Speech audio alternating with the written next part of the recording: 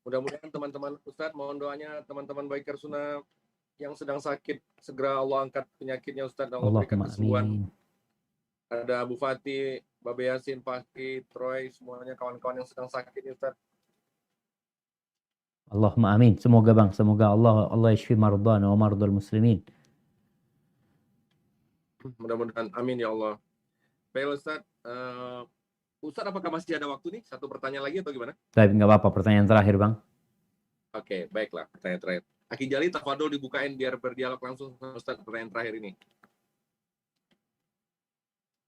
Baik bang,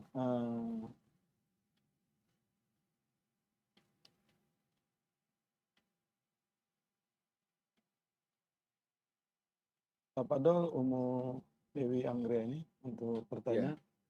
Alhamdulillah. Assalamualaikum warahmatullahi wabarakatuh. Waalaikumsalam warahmatullahi wabarakatuh. Barakallahu fiik. Naam, tafadhali. Mohon nasihatnya Ustadz. Jadi mengenai sedekah, ini kan berawal dari saya sesuami suka makan di suatu rumah makan gitu. Kan ada manajernya. Itu biasanya kita kan ninggalin nomor HP gitu ya Ustadz. Nah. Nah, qadarullah waktu pandemi ini tutup gitu rumah makannya itu. Nah, terus tiba-tiba beliau kan berarti tutup, nggak ada pekerjaan mungkin ya Ustadz. Tiba-tiba beliau WA gitu minta pertolongan, bantuan gitu. Akhirnya ya kami bantu gitu 1, 2, 3, 4 kali dan seterusnya sampai berjalan berbulan-bulan, hampir setahun dan setahun lebih. Beliau lebih sering minta gitu, maksudnya WA gitu, tapi kadang kayak memaksa gitu Ustadz, minta dibantu gitu. Kalau belum dibales atau kami misalnya mohon maaf dulu gitu, seperti tidak mau mengerti gitu, tetap aja WA sampai dibales dan ujung-ujungnya mohon bantuan untuk anaknya gitu. Nah, di situ suami kan ada agak terganggu gitu, yang awalnya kami kan niatnya ikhlas gitu ya.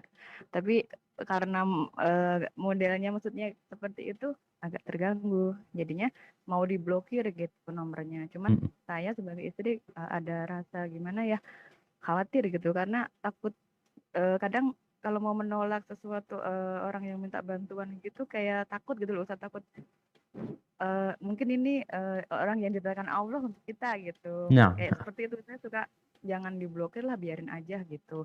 Tapi ketika dibiarin tuh WA tuh nggak udah-udah gitu Ustadz. Nah, mohon nasihatnya di sini bagaimana? Itu mohon maaf ada 2 pertanyaan ya Ustadz, satu lagi.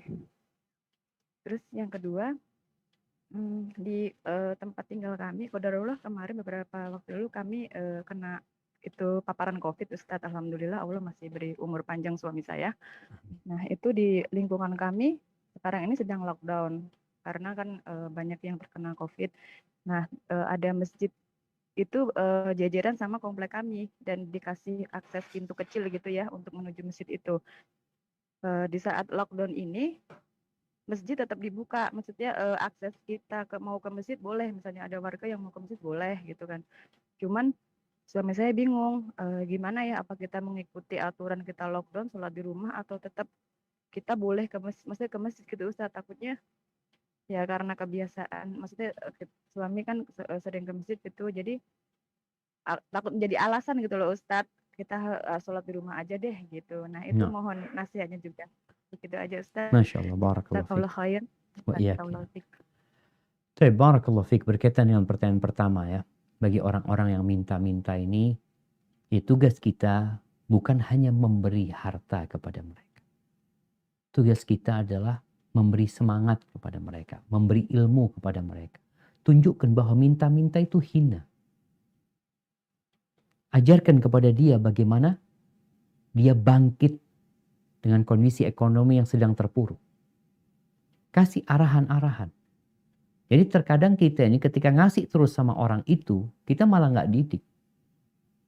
Bukankah al-yadul ulya khairun minal yadis sufla? Tangan yang di atas lebih baik daripada tangan yang di bawah. Sehingga ketika kita tidak memblokir, kita nggak harus selalu memberi dia. Tapi bagaimana kita mendidik dia. Bahkan Nabi SAW pernah memberikan semangat kepada para sahabatnya. La ayyahtatiba ahadukum hazmatan min hatabin. Seorang di antara kalian mencari kayu bakar di gunung, di hutan, dia letakkan di punggungnya, dia jual ke pasar. Itu lebih utama daripada dia minta-minta. Ada yang ngasih, ada yang nolak. Jadi ana rasa kalau memang nggak mau mengasih karena memang sejatinya sudah sering membantu dia, tapi sepertinya jadi kebiasaan. Ada orang-orang yang seperti itu merasa nyaman, kemudian dia terbiasa, maka kita bukan menolak dia, tapi kita memberikan nasihat kepada dia. Jadi tinggal kuat-kuatan jamaah. Kuat-kuatan. Nanti siapa yang diblokir duluan. Kadang-kadang kita ngasih nasihat terus, lama-kelamaan orang itu jadi risih kasih nasihat terus gitu. Mungkin dia nggak suka menasihat kita, akhirnya dia blokir kita. Tapi kita jangan berhenti memberikan nasihat kepada dia. Sekarang kalau dulu ngasih harta, sekarang ngasih ilmu sama dia. Ngasih semangat sama dia. Karena kadang-kadang orang-orang itu butuh semangat ya. Bukan butuh uang, dikasih semangat, dikasih solusi. Supaya dia bisa bangkit kembali. Yang terpenting sampaikan kepada dia, cara mendapatkan rezeki itu bukan hanya dengan bekerja. Ada banyak pintu rezeki, bertawakal, beristighfar ya, bertakwa kepada Allah Azza wa Jalla. Adapun pertanyaan kedua berkaitan dengan sholat di masjid, ya tergantung daerahnya. Kalau memang lockdown daerah tersebut, banyak yang terpapar, sehingga mengkhawatirkan kalau sholat di masjid, maka itu bisa jadi alasan. Jadi alasan kenapa dia nggak ke masjid. Tapi kalau daerahnya, alhamdulillah umpamanya aman, ya silahkan ke masjid dengan tetap menjaga protokol kesehatan. Hadza wallahu a'lam bishawab. Itu yang dapat Anda sampaikan. Kurang lebihnya mohon maaf. Anda kembalikan ke moderator. Bang Dedat, jazakumullah khairan.